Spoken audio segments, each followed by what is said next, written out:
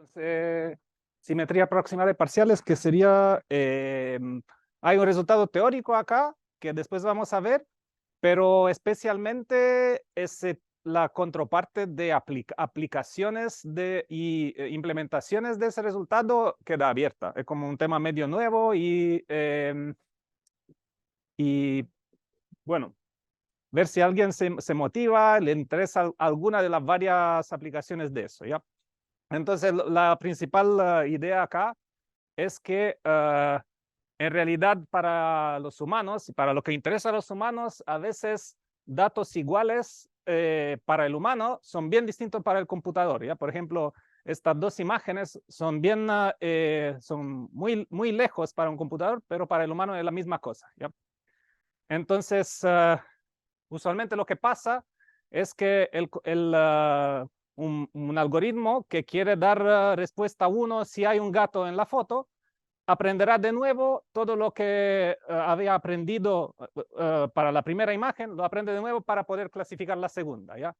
Entonces, el punto principal de eso de incluir simetría en el aprendizaje es para evitar que un modelo aprenda de nuevo cada nueva imagen que para nosotros es equivalente, ¿ya? Acá equivalente significa que está relacionado por una traslación de los píxeles interesantes, ¿ya? Entonces hay acá una operación de traslación que la imaginamos como las varias traslaciones tienen esa propiedad de ser un grupo, o sea que si tengo una transformación está en mi conjunto, entonces su inversa está en el conjunto y composiciones de transformación del conjunto se quedan en el conjunto, ¿ya? Estas son propiedades que describen un grupo de transformaciones, como por ejemplo las traslaciones. Una traslación tiene su inversa también una traslación y composición de traslaciones es una otra traslación. Ya, entonces esto, acá se habla de redes neuronales, por ejemplo, o más allá de eso, algoritmos que tienen simetrías. Significa que responden bien a aplicar un grupo de transformaciones a una imagen y el nombre de eso es redes neuronales equivariantes. ¿Ok? ¿Ok? El típico ejemplo es los convolutional neural networks, ¿ya? Que eso es algo que muchos conocen, casi todos imagino conocen, lo han visto eso. Básicamente lo que pasa acá es cuando hago un layer convolucional, aplico un filtro que significa estos píxeles de acá los multiplico por píxeles que están en un cuadrado equivalente centrado en el canal de input y me da un píxel y la suma de los productos de valores me da el valor del píxel asociado, por ejemplo, al centro de este cuadradito, ¿ya? Entonces, lo que pasa entonces es que si en el input hago una traslación, o sea, muevo los valores de los píxeles, bueno, básicamente es equivalente a hacer producto y suma del cuadradito azul antes de la traslación o producto y suma del traslado del cuadradito azul después de la traslación. Así que el valor del output en el centro antes de trasladar es igual al valor del output en el traslado del centro después de trasladar, ¿ya? O sea, dicho en otra palabra, en imágenes, si acá tengo este 4 o silla, 4 al contrario, silla, y aplico unos canales de un convolutional neural network, así se verán las activaciones, y si hago el traslado del cuadrado, voy a tener los traslados de las activaciones, o de los valores de activación de los canales, ¿ok? Entonces, una traslación del input se traduce en una transformación del output automáticamente por la estructura misma del layer convolucional, ¿ya? Y de alguna forma, uno tiene una diferencia de número de parámetros que le pongo en una red que conecta esos píxeles con los píxeles de los canales que sea fully connected versus ponerle estos layers convolucionales que corresponden a una matriz, a una operación lineal, esa de convolución, pero es una matriz muy esparsa, ¿ya? Entonces, usé la geometría, o sea, el hecho de que a este grupo quiero que sea, que se traduzca directamente la operación de traslación, implica que tengo menos parámetros para hacer mi operación porque está constringida por tener esta simetría, ¿ya? De hecho, hay un teorema que no voy a ni siquiera enunciarlo bien, pero que dice que en mucha generalidad operaciones lineales que son invariantes por una operación de grupo siempre se pueden escribir como una convolución en el sentido generalizado, ¿ya? Entonces, esto es para el caso del grupo de traslaciones, pero uno lo puede generalizar a cualquier otro grupo, como que después vamos a ver varios, ¿ya? Y entonces la operación siempre se trata de operaciones lineales, pero si son lineales, son representables como este tipo de convolución, ¿ya? Entonces es el ejemplo más sencillo, pero también en un sentido el ejemplo clásico, igual que todos, entre comillas. ¿Ok? Entonces, ¿qué tipo de respuesta natural canónica para operaciones puede tener una red neuronal? Entonces, los dos tipos principales son equivarianza, que es la versión más general, o invarianza. Invarianza es la versión más sencilla, ¿ya? Entonces, una red de invariante, esa de la derecha, tengo una rotación de 45 grados, pero la red me debe dar el mismo resultado. Si aplico la rotación o no, la respuesta es siempre que se trata del dígito 3, ¿ya? Entonces, el output tiene la transformación que es la identidad asociada a cualquier transformación de mi grupo, ¿ya? Entonces, significa que la respuesta no depende de cuál rotación aplico y es invariante por estas rotaciones. En este otro caso, una tarea distinta, no de clasificación, sino que de segmentación. Y la segmentación tiene la propiedad de antes, ¿ya? Como una capa de la red de convolucionales, o sea, que si aplico una rotación de 45 grados, el segmentado debe estar rotado también por una rotación de 45 grados. En realidad, equivarianza significa simplemente que, que de alguna forma la acción de acá, del grupo abstracto, se traduce en posiblemente otra operación, pero siempre que se puede representar como una acción del mismo grupo abstracto, ¿ya?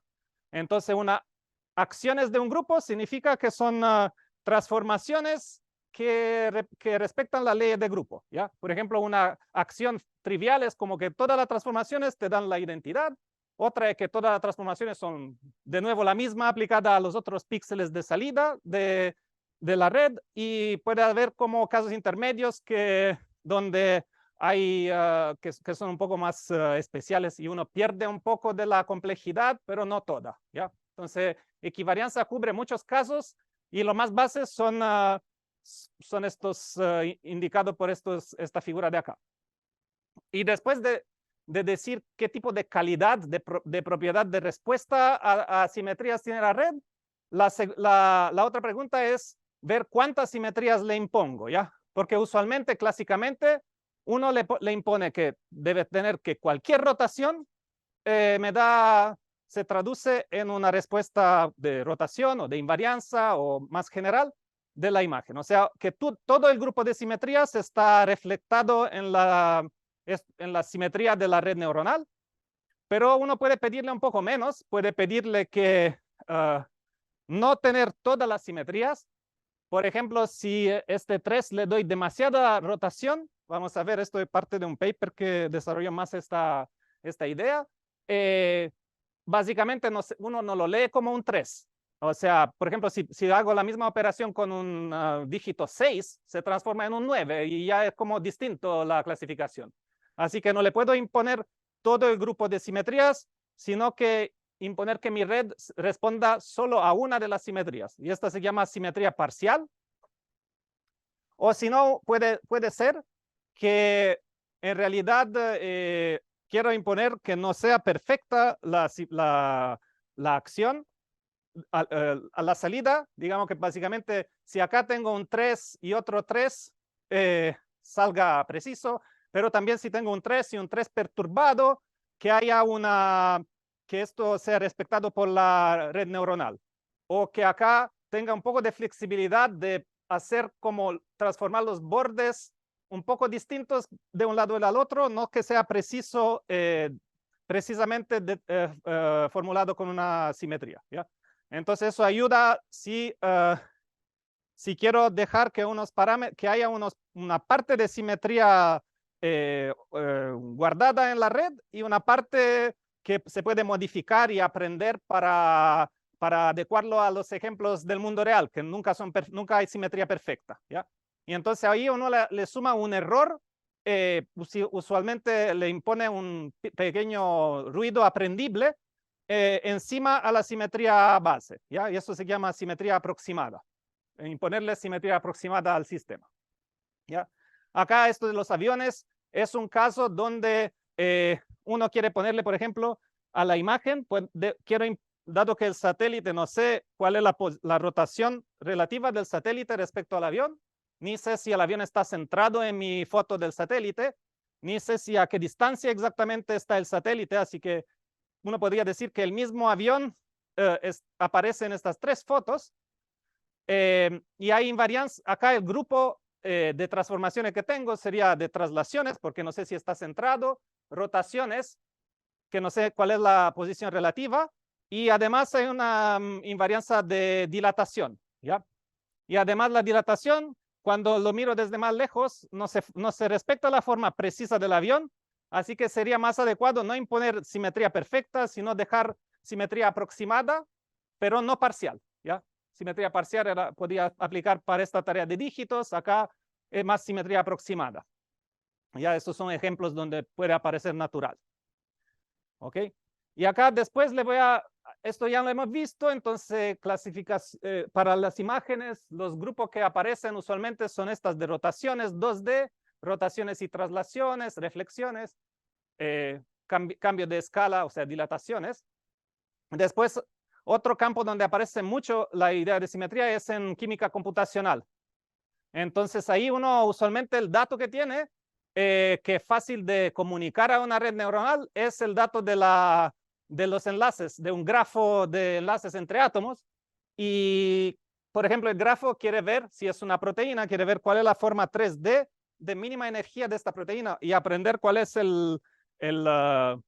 la forma de adivinar la forma 3D, ¿ya? Basado en mirar muchos ejemplos.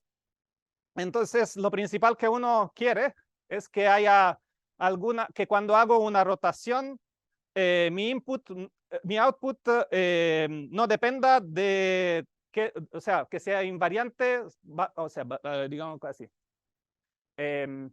Una cosa antes de todo eso, quería decir que en realidad todo eso, imponer simetrías, una forma de que haya simetrías en la red, es que en cada capa de la red se mantengan estas simetrías, ¿ya?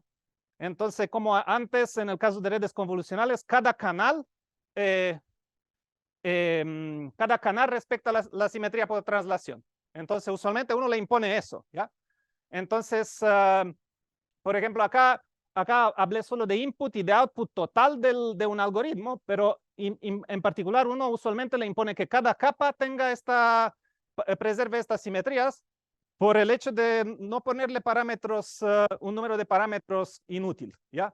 Entonces, hacerla más espasa y bajar el número de parámetros, no solo al final y al comienzo, sino que entre todas las capas, y eso baja mucho Después vamos a ver cuáles son las ventajas de imponer simetrías, pero principalmente uno le impone en todas las capas, ¿ya? ¿Ok? Y entonces acá he dicho, el input de un típico algoritmo de encontrar propiedades de una molécula, puede ser que le doy un grafo y quiero que me dé por output coordenadas de los átomos en una posición optimal, o que me dé una propiedad. Por ejemplo, cuál es la energía total de la configuración mejor posible de la molécula, ¿ya? Y entonces, en las capas intermedias, a un dado momento, voy a crear como pseudoposiciones, o sea, vectores que son en una dimensión intermedia, usualmente mayor que 3, asociada un vector de tal tipo asociado a cada entrada de mi grafo. Y después lo que quiero es que haya una acción del grupo de rotaciones 3D que deje invariante el procesamiento por estas capas, ¿ya? Otro caso es que uno le da una forma inicial de la molécula, o sea, ya le doy coordenadas 3D, pero quiero que la red neuronal haga lo que hace la dinámica molecular. O sea, en dinámica molecular lo que uno hace es que tiene todos esos átomos y impongo choques, por ejemplo, con moléculas de agua, y desde esta posición se perturba, hace como una especie de movimiento browniano las posiciones conjuntas de los átomos, teniendo presente cuáles son las energías de enlace y básicamente las ecuaciones de mecánica cuántica.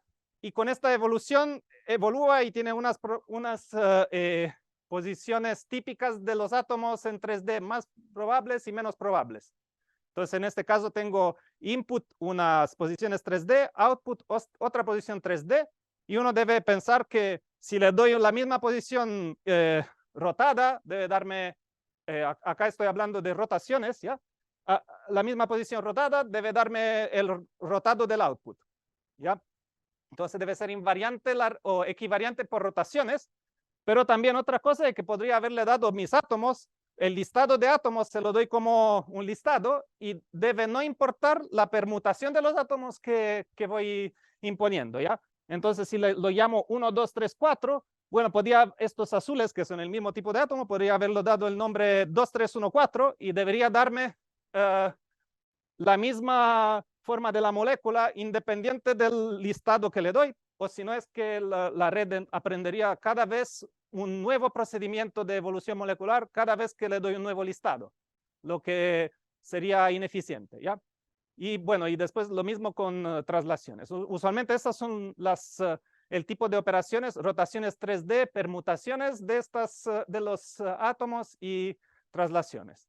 Y además en dinámica molecular, uno le necesita otras propiedades. Esta es una que hemos estudiado con el grupo, con Alex, Valentino Del Rose y Barceló y Cristóbal Rojas, que uno quiere que la red sea completa, que haya una propiedad que si dos moléculas son distintas, la red no los identifica, o sea, no hace más identificaciones de lo requerido por las simetrías. Entonces, esa es otra propiedad que acá no vamos a trabajar, que pero es otra propiedad muy interesante para ver cómo construir las redes. Y lo último que se le pide usualmente es que sean también propiedades de continuidad, o sea, que en el espacio de parámetros, si cambio la posición de uno de los átomos, esto se traduzca en una curva en el espacio de configuraciones variable latente de la red que sea lo más suave posible, porque suavidad implica regularidad, implica resistencia al ruido. Y aditividad no lo voy a... esta otra cosa no entra tanto en el tema. Entonces, otro ejemplo, objetos 3D. Y acá de nuevo hay la acción que uno quiere que no importe en qué posición le di mi forma de la silla para poderla clasificar. Pero además usualmente uno le puede pedir otras propiedades que no son simplemente la forma, o sea, el mismo tipo de propiedad del input, sino que debe describir algo como tensiones o propiedades de la superficie. Y usualmente uno se puede imaginar que los vectorcitos que tengo acá, no le voy a aplicar la misma rotación y traslación para transformarlo en el vectorcito natural del output, sino que va a tener otro tipo de transformación. Por ejemplo, si aplico una transformación para estas features de los vectores, lo único que va a hacer el vector es hacer solo la rotación y olvidar la componente de traslación, ¿ya? Entonces siempre habrá una equivarianza donde se olvida parte de las transformaciones y se recuerda precisamente la otra parte, ¿ya? Entonces eso es un ejemplo para ver un caso intermedio de equivarianza donde olvida parte del grupo que aplicaba, grupo de transformaciones. Y el último ejemplo este es el ejemplo del lenguaje, donde uno le impone, es un paper principalmente que trabajó bien eso de incluir equivarianza, o el primer paper, donde imponía rotaciones solo entre 60 y menos 60 grados. O sea, no imponía cualquier rotación como simetría de la red, sino que solo parcialmente. Imponer rotaciones parciales. Y lo último, en Natural Language Processing, uno tiene esta propiedad que se llama composicionalidad, ¿ya? Que estoy hablando con un lingüista acá en la universidad, que en realidad es muy compleja el estudio lingüístico del lenguaje, pero se estudian modelos simplificados, ¿ya? Donde no tienen todo el tipo de palabras, sino que solo unos verbos y unas conjunciones usualmente. Y puede pasar que los verbos, clases de verbos son equivalentes. O sea, si tengo una frase que dice camina, si sustituyo salta, entonces la frase tiene un sentido análogo a la traducción. Acá hay dos idiomas simplificados, uno donde hay un poco más complicado y uno un poco más sencillo, y este proceso no se llama traducción, lo llaman transducción, y la transducción tiene propiedades de equivarianza por permutación, permutar clases de palabras equivalentes, por ejemplo. Pero hay también reglas más complicadas donde en realidad cambiar, por ejemplo, acá no verbos, sino que preposiciones, puede tener otra regla más complicada de cuál es la acción a la salida. Entonces es interesante ahí y poco estudiado la forma de imponer simetrías a modelos de lenguaje para aproximar reglas similares a gramaticales o semánticas y llegar a eso que se llama composicionalidad. ¿Ya? Entonces, la regla de gramática son una simetría del lenguaje, dice el punto de vista composicional de la lingüística. ¿Ya? Entonces, después lo que quería mencionar es que en realidad todo eso de incluir simetrías sale muy al principio de la teoría moderna de neural networks, ¿ya? Entonces, el paper inicial, o sea, el paper malo, ese de Minsky y Papert, usaba mucho en su demostración la teoría de invarianza, de invarianza por una acción de grupos, de traslación, y para demostrar que el perceptrón base no tenía chance de escalar bien. Y bueno, y esto dio el nacimiento a eso, AI Winter, al invierno de la inteligencia artificial. Y bueno, después, esto era el 69 y duró hasta, bueno, hay distintos puntos de vista, pero como a los años 90. Y uno de los primeros artículos de equivarianza justo hace referencia a la versión, hay dos versiones de este libro, una o artículo libro, una es en 1988, ¿ya? Entonces eso hace referencia al punto de vista que es importante la invarianza por grupos en teoría de percepción, y esto es como uno de los primeros papers donde o cadena de paper en realidad que continuó por una década más o menos, de imponer simetrías a redes neuronales, especialmente fijado en la visión. ¿Ya? Y bueno, ya hemos visto que cuando se introdujeron convolutional neural networks, también eso es como muy como tiene una interpretación de equivarianza muy importante, ¿ya? Entonces eso, la historia empieza un poco ahí, en esos años. Ok, acá las ventajas, hacer un listado de cuáles son las ventajas de imponer simetrías para las capas de una red neuronal. Primero es que imponer coordenadas es mala idea. Entonces, imponer simetrías intenta combatir el hecho que en efecto la pregunta sería ¿por qué imponerle coordenadas? No por qué imponer simetrías, ¿ya? Entonces, porque las simetrías son naturales, nosotros ni nos damos cuenta que estamos cocientando, mirando todo módulo simetrías. Entonces, es más natural. La segunda es que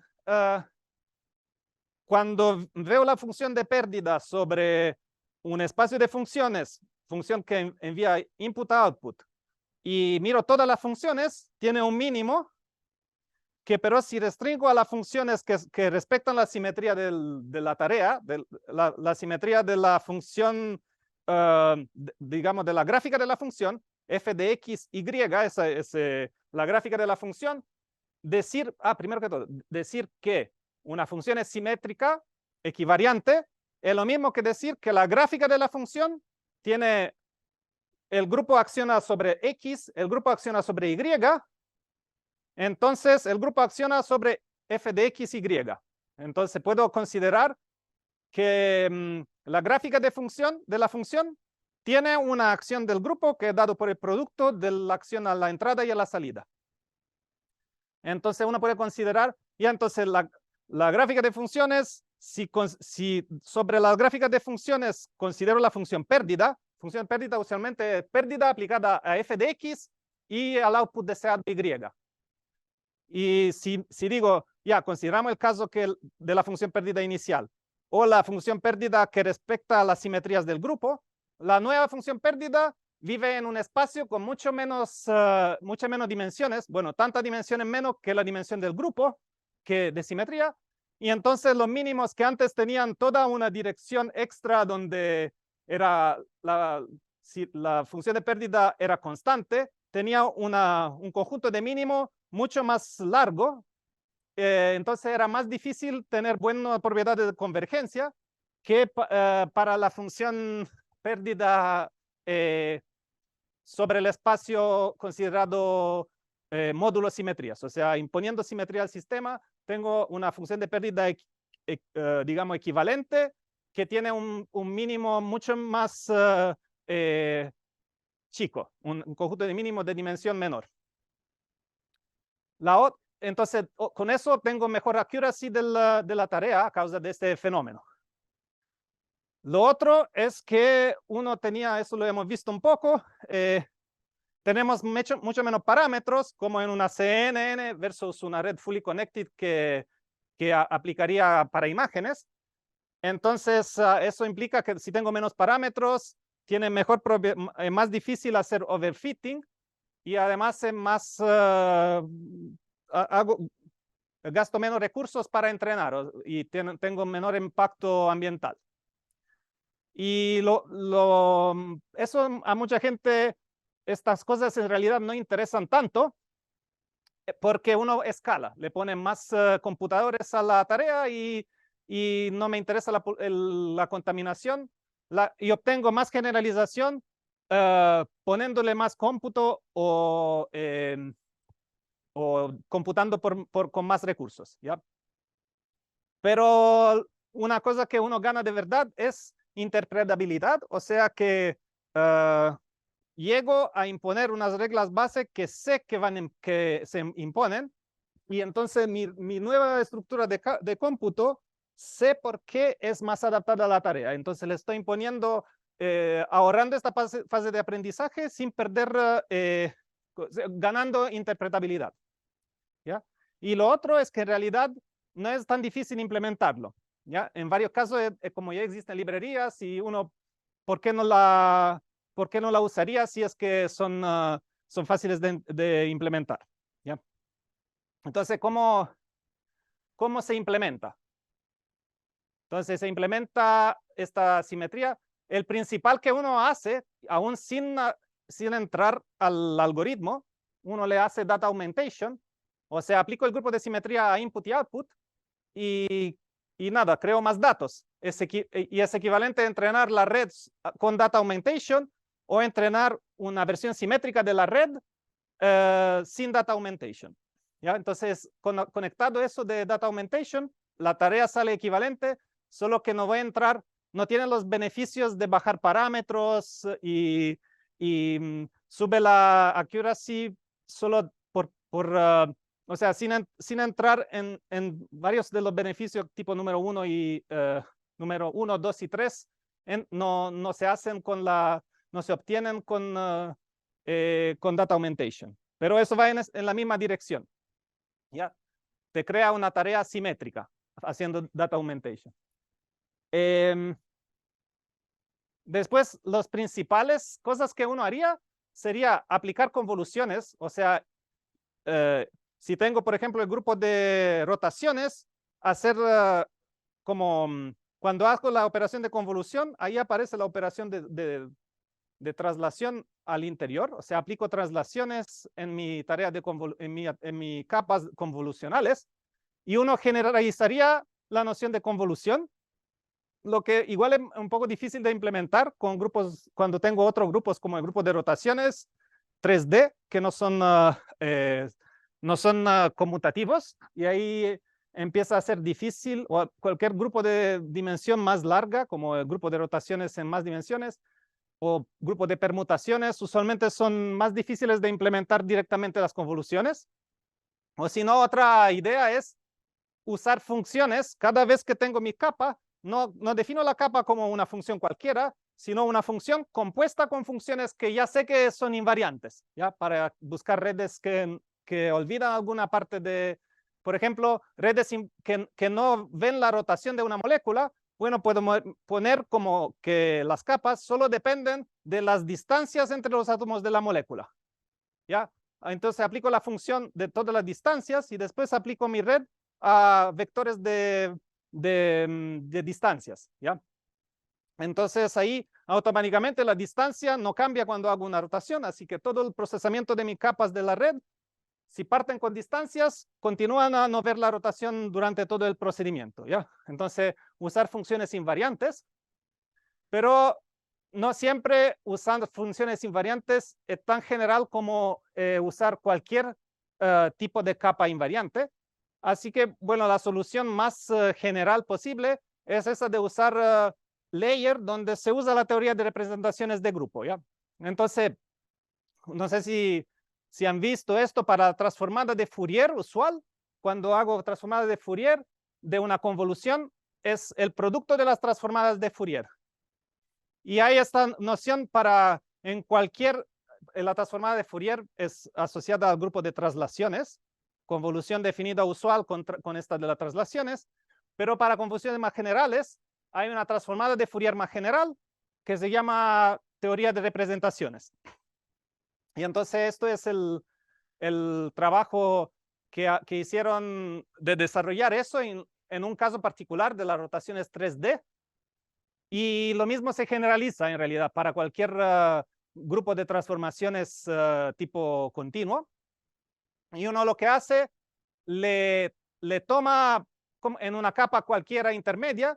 Uno podría pensar, tomo de esta capa, hago una transformada de Fourier generalizada que me da mis coeficientes de mis representaciones para la función y para el filtro que le voy a aplicar. Ahí filtro es como respecto no a las traslaciones, sino que a esto, reemplazando las traslaciones por rotaciones. Entonces la idea es que le aplico estas transformadas de Fourier para versión generalizada, o miro los coeficientes de las representaciones, y después uno puede hacer productos tensores, y cuando hago el producto tensor de dos representaciones se subdivide naturalmente en estas representaciones irreducibles. O sea, hay una forma de traducir los coeficientes, una forma bien espasa de traducir los coeficientes. Hago todos los productos y sumas entre los coeficientes de Fourier, porque el producto de coeficientes de Fourier automáticamente corresponde a algo invariante, a una convolución. Y después a la salida de la capa, o quizás hago esto para toda la red sin nunca aplicar la transformada de Fourier inversa hasta el final, pero al final aplico la transformada de Fourier inversa para volver a la función inicial, ¿ya? Entonces, hay un poco más de complicación, ¿ya? Por eso de que hay una transformada de Fourier generalizada, pero se trata de hacer lo mismo que una red neuronal usual, pero aplicado a los coeficientes de representaciones, ¿ya? Entonces, ya, y eso era como la descripción de cómo funciona simetría de redes neuronales.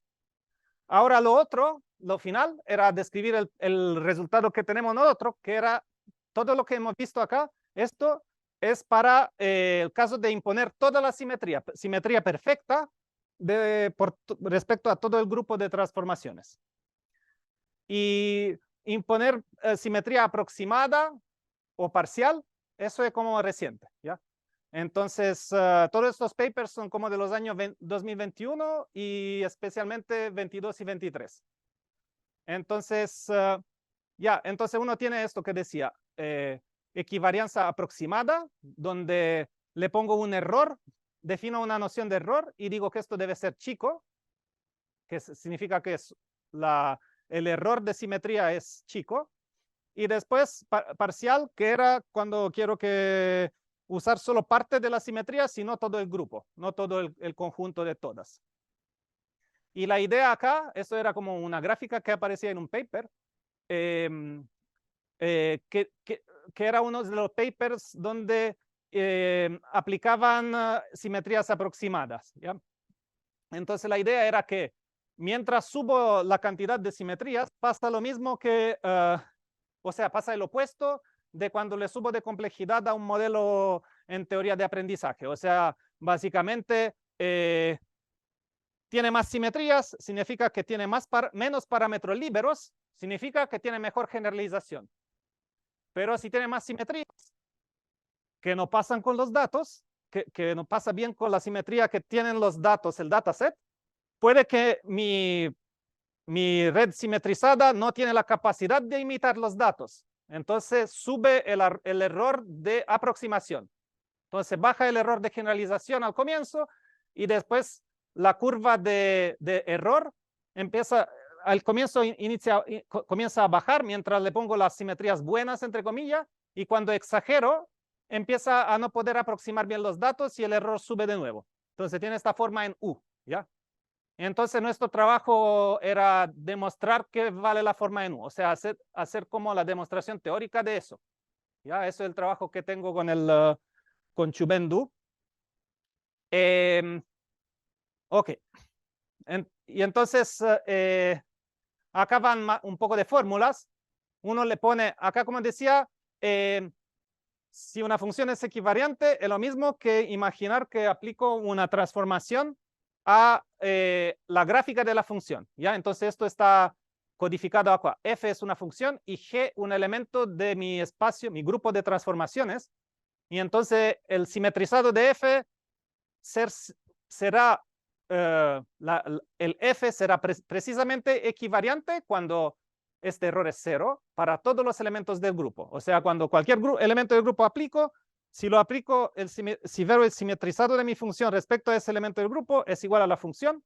Si no, le pongo una distancia entre esos y lo defino como error de equivarianza. Y para definir equivarianza parcial, uno considera el epsilon estabilizador, una noción natural, no sé, creo que existía antes, no sé si existía, es natural definirla, ¿ya? Entonces uno considera los elementos del grupo para los cuales el error de antes es chico, ¿ya? Estos son los elementos donde casi F es simétrica por este elemento, ¿ya?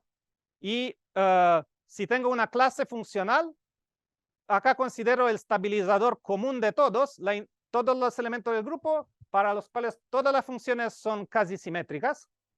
Y consideramos modelos que tienen el porcentaje de elementos del grupo de transformación G que están en el estabilizador debe ser mayor o igual que un valor y fijo el otro parámetro epsilon, que es el error de aproximación. Entonces, epsilon, mientras más chico es epsilon, más precisa es la equivarianza, y mientras más largo es lambda, más completa es la equivarianza.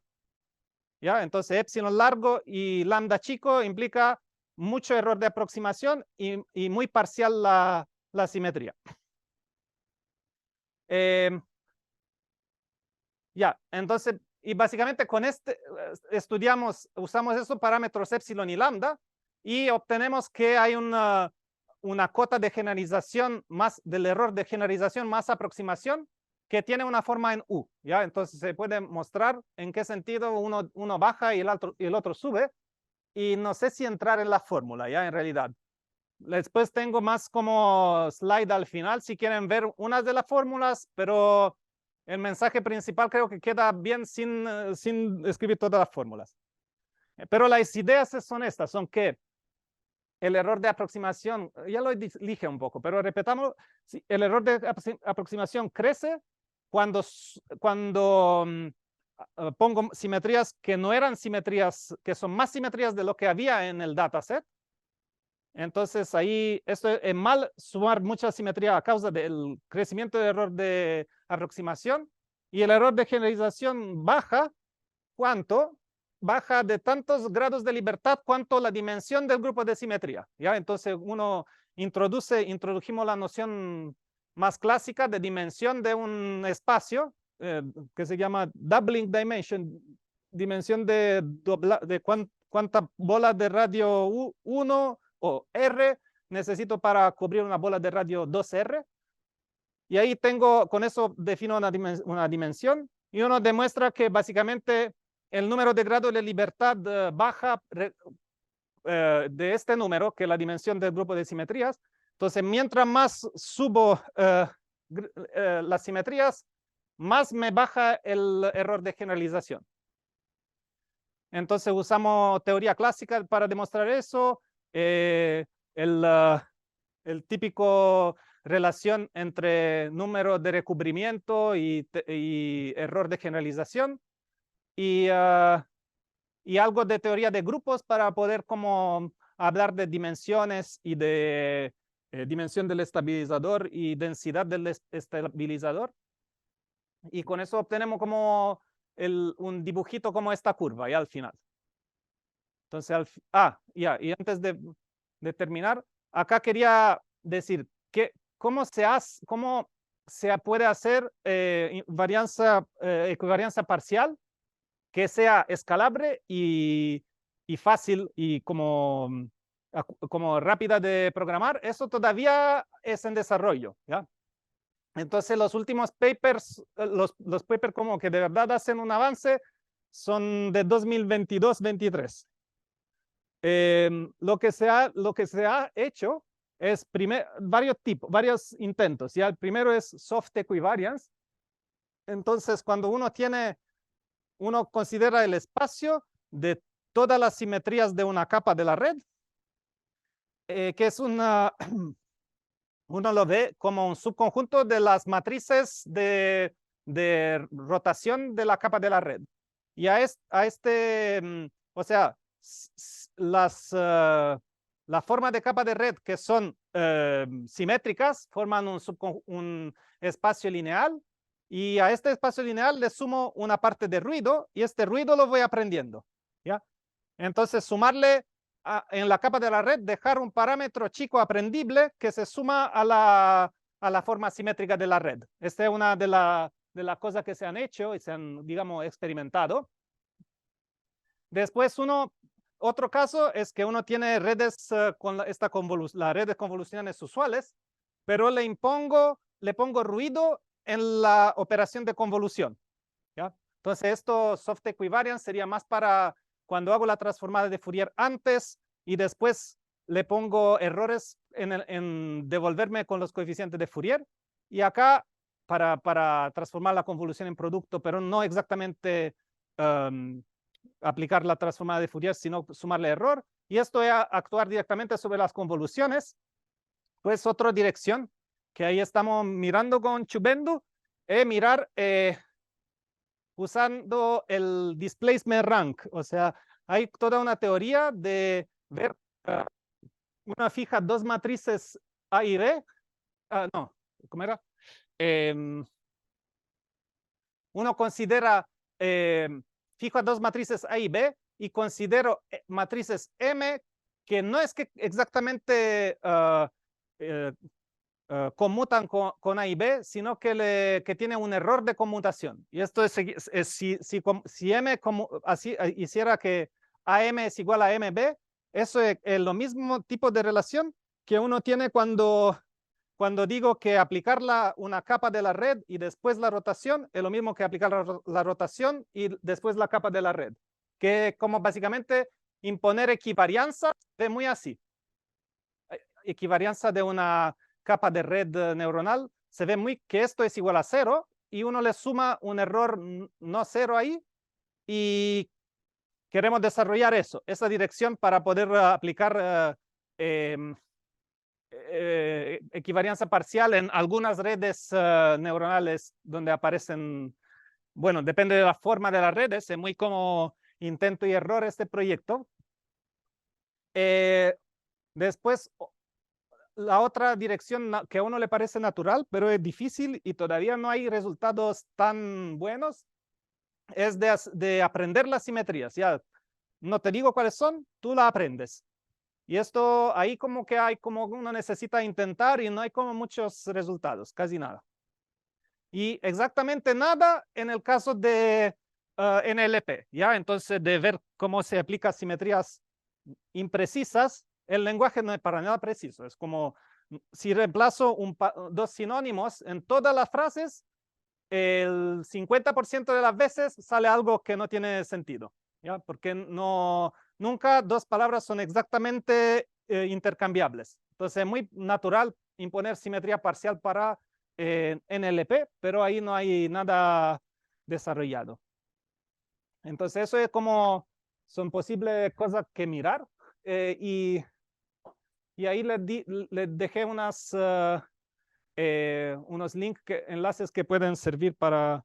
El primero es como un listado de varios recursos tipo artículos, lecture notes, videos. Acá una librería para implementar Equivariant Neural Networks y esas son las mejores lecture notes del listado de arriba. Entonces eso, con eso me quedo. Creo que ese era el... Ya, acabo acá.